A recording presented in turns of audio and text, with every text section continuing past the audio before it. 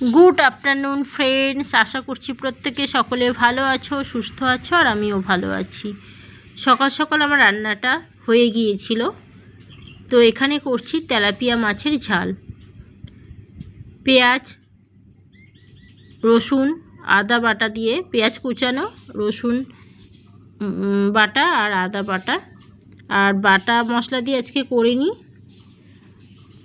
আজকে করেছিলাম গুঁড়ো মশলা দিয়ে। ধনে গুঁড়ো, শুকনো লঙ্কা গুঁড়ো, জিরে গুঁড়ো এই দিয়ে আমি রান্নাটা করেছিলাম। পেঁয়াজ কুচি ভালোভাবে তেলে ভেজে নিয়েছি, মাছটা আগে থেকেই ভেজে রেখেছিলাম।